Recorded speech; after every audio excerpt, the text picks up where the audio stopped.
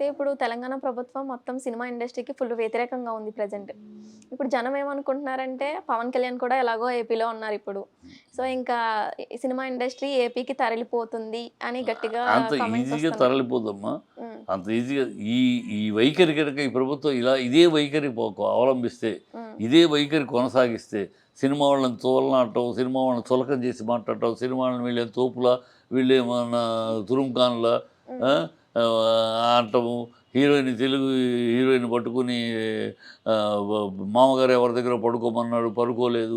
అందుకు ఇలాంటి చిల్లర భాష మాట్లాడటం మానకపోతే, హ్మ్. వీళ్ళు ఇలాంటి చిల్లర వేషాలు ఇలాంటివి కంటిన్యూ చేస్తే, ఈ ప్రభుత్వం ఇలా చేస్తే ఖచ్చితంగా వెళ్తుంది. లేకపోతే ఓకే. అంత ఈజీగా ఏమి వెళ్ళదు. హ్మ్. అంత ఈజీగా వెళ్ళాలని అవసరం ఇష్టం లేదు. ఎందుకంటే ఇక్కడ తెలుగు ఇండస్ట్రీగా ఉందో తప్పితే, తెలంగాణ ఇండస్ట్రీ, ఆంధ్ర ఇండస్ట్రీ ఏం లేదు. సో, అందరూ ఇక్కడ తెలుగు ఇండస్ట్రీగానే ఉంది. 'దిల్ రాజు' తెలంగాణ వ్యక్తి. అందరూ తెలుగు ఆంధ్ర వాళ్ళతోటి సినిమాలు తీస్తున్నాడు కదా! అవును. అటు తెలంగాణ వాళ్ళతోటి తీస్తున్నాడు కనుక ఇక్కడ వ్యత్యాసం లేదు. హ్మ్. తెలుగు సినిమాగా ఉన్నాం. మమ్మల్ని విడదీయాలి, విభజించాలి, మాలో గా తేడాలు సృష్టించాలని ప్రభుత్వం అనుకుంటే హ్మ్. అది జరుగుద్ది. ప్రభుత్వం మేము మీ అవమానాలు భరిస్తూ, మీరు పెట్టే ఆంక్షలు భరిస్తూ హ్మ్. సేవకుల్లాగాను, మీ గులాంలాగా ఉండం. హ్మ్. మా ఇండస్ట్రీ మాది. మేము ఒక ఇండివిడ్యువల్ ఇండస్ట్రీ మా శక్తి సామర్థ్యాలు మాకున్నాయి. మా లిబర్టీస్ మాకున్నాయి. ఓకే. మీ గులాములుగా బతకాల్సిన కర్మ మా సినిమా ఫీల్డ్‌కి లేదు. అంటే మీరిందాక ఒక వ్యత్యాసం లేదు ఏపీ, తెలంగాణ అని అన్నారు.